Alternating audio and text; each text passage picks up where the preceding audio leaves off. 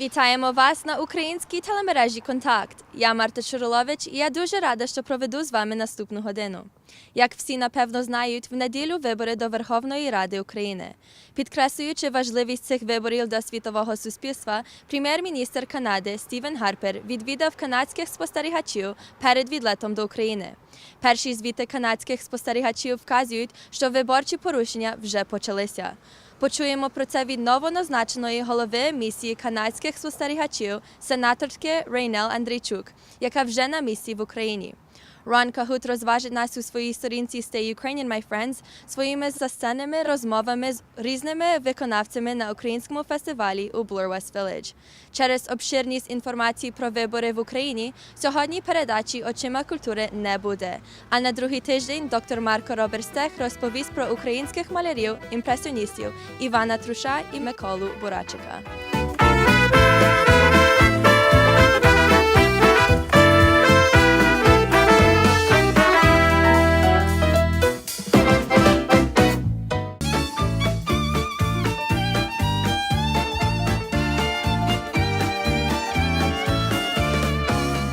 Як всі, напевно, знають, в неділю вибори до Верховної Ради України.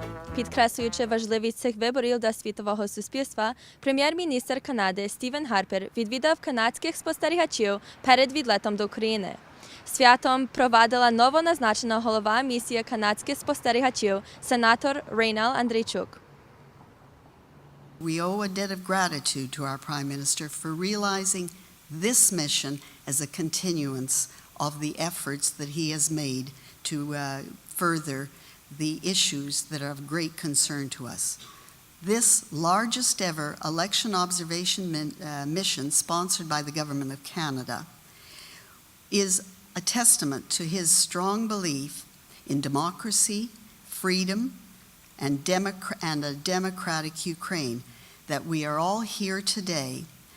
And it is because of him that we are embarking on this very historic mission at this very challenging time in the life of Ukraine. Ladies and gentlemen, may I welcome the Prime Minister of Canada on your behalf, the Right Honourable Stephen Harper.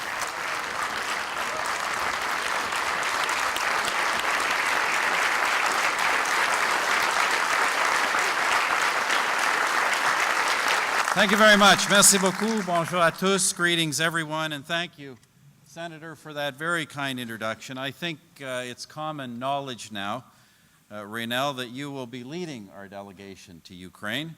You will be putting to use all the skills you've developed as one of the few people ever in Canada to have served in all three branches of government, in the judiciary, as a judge, in the executive, as an ambassador, and now in the legislature as a senator. So let me take this opportunity to thank you personally for your willingness to undertake this assignment. I couldn't be happier to see it in hands as capable or as committed as yours. Thank you very much.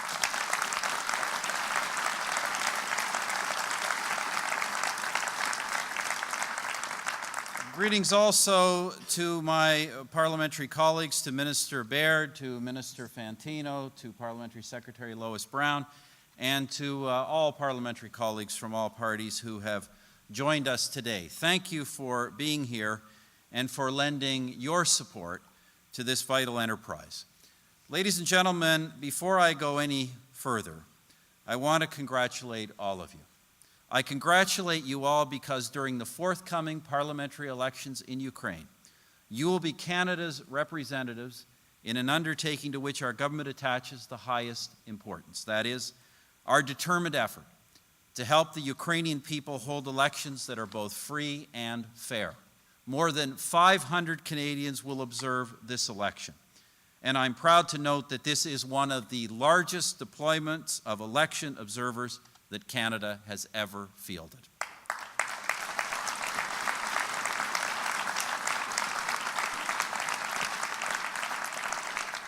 Now, friends, that said, your jobs will not be easy.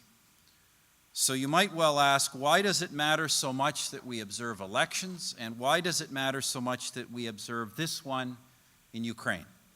The answer to the first question is that under this government, Canada's foreign policy is focused on the promotion of freedom, democracy, human rights, and the rule of law.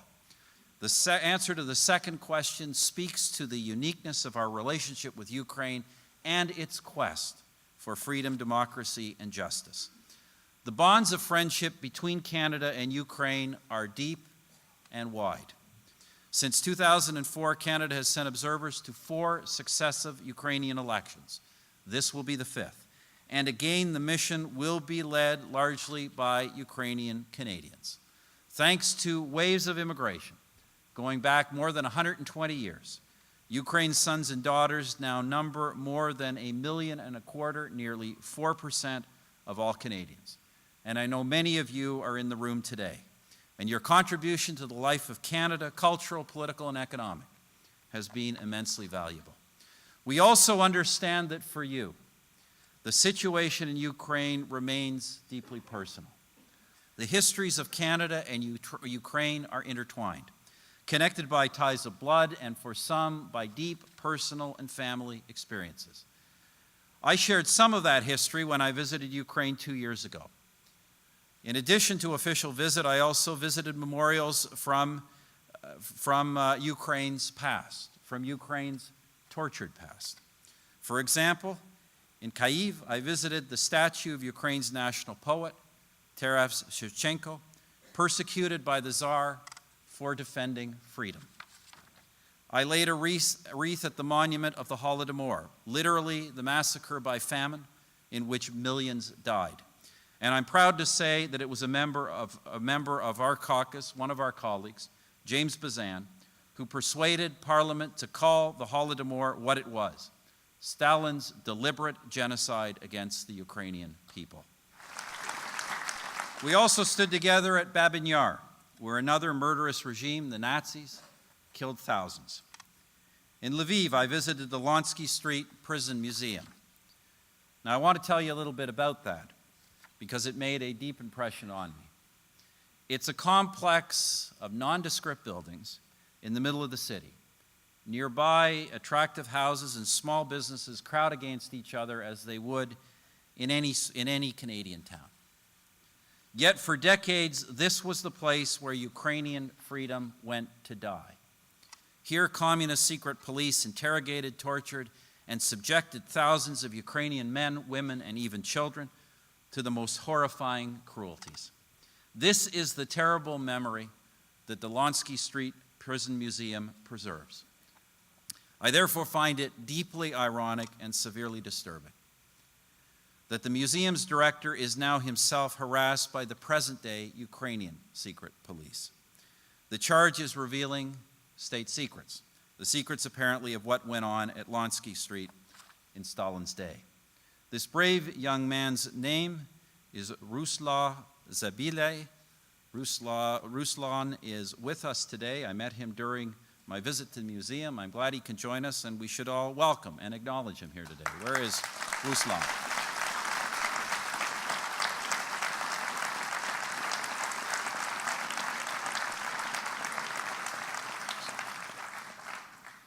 Earlier this year, Ruslan told his story to a Canadian parliamentary delegation visiting Ukraine.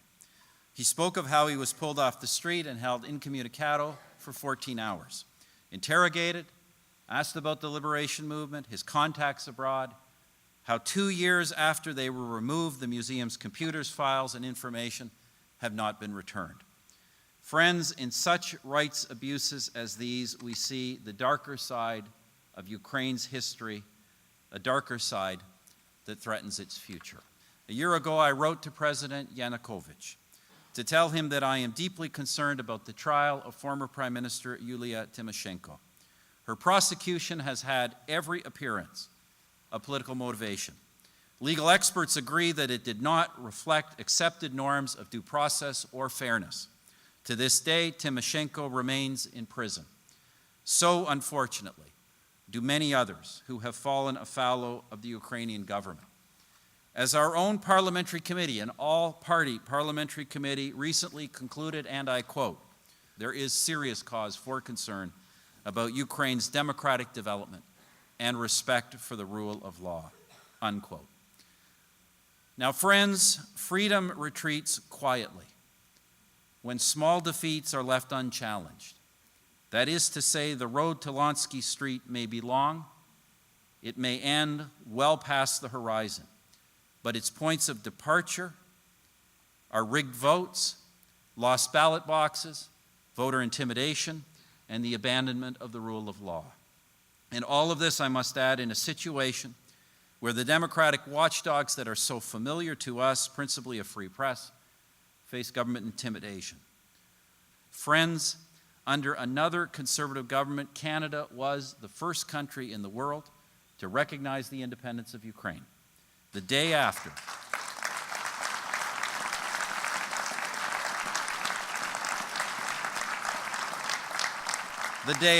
its declaration, even before the official end of the unlamented Soviet Union. And since that day, through all manner of difficulty, Ukraine has come so far. We, like you, are determined that the journey forward will continue, that there will be no turning back. The journey that began with Ukrainian independence must follow the path that Ukrainians in Canada have so proudly tread, to the political life of a great country based on freedom, democracy, and justice for all. Such societies in this world remain too fragile a minority. By its history and its geography, Ukraine is simply too important. It is too important to Europe. In fact, it is too important to the world to be allowed to slip back into the kind of history from which it so recently emerged. That, my friends, is what is at stake, and you all and we all know it. And by volunteering to observe this election, you are taking a stand in support of Ukraine and in support of democracy. And the Government of Canada stands with you. We continue to call on President Yanukovych to respect judicial independence, to cease the harassment of opposition voices, and to conduct an election that is indeed free and fair. So let me send you on your way with this encouragement. Canada has long been a beacon of hope for those who treasure freedom and value human dignity, not just in Europe, in Ukraine, but all around the world. Our shores will always welcome those in search of a better life. But our values oblige us to do more, and that's where you come in, to take that piece of your life in Canada and to share it with those in other lands. Never forget that the vigilant watcher can hold rulers to account, that the one who seeks and speaks up is truly the guardian of liberty. This election is pivotal for Ukraine. You leave tonight, nous sommes très fiers de vous, we're very proud of you, do good work, and Godspeed. Slava Ukraini.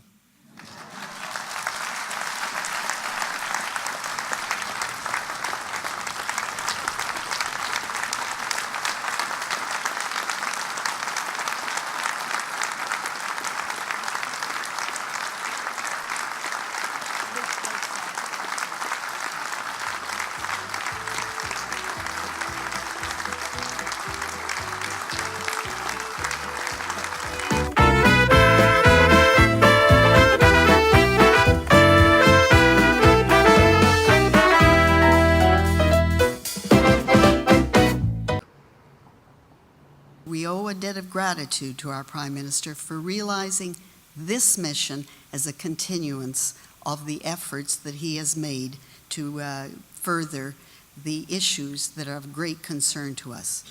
This largest ever election observation mission sponsored by the Government of Canada is a testament to his strong belief in democracy, freedom, and a democratic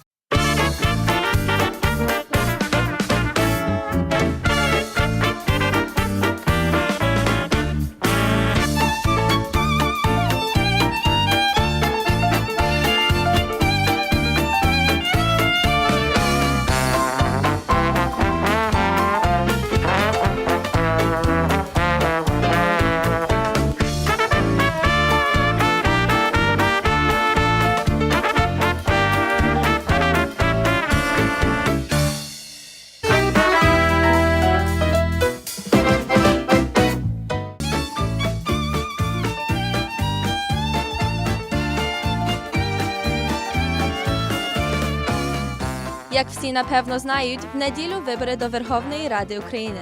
Підкреслюючи важливість цих виборів для світового суспільства, прем'єр-міністр Канади Стівен Харпер відвідав канадських спостерігачів перед відлетом до України. Святом провадила новоназначена голова місії канадських спостерігачів, сенатор Рейнал Андрійчук. Вітаємо вас на українській телемережі «Контакт». Я Марта Czurylowicz і я дуже рада, що проведу з вами наступну годину. Як всі напевно знають, в неділю вибори до Верховної Ради України. Підкреслюючи важливість цих виборів для світового суспільства, прем'єр-міністр Канади Стівен Харпер відвідав канадських спостерігачів перед відлетом до України. Перші звіти канадських спостерігачів вказують, що виборчі порушення вже почалися. Почуємо про це від новоназначеної голови місії канадських спостерігачів, сенаторки Рейнал Андрійчук, яка вже на місці в Україні. Рон Кагут розважить нас у своїй сторінці Stay Ukrainian, my friends, своїми засценними розмовами з різними виконавцями на українському фестивалі у Bloor West Village.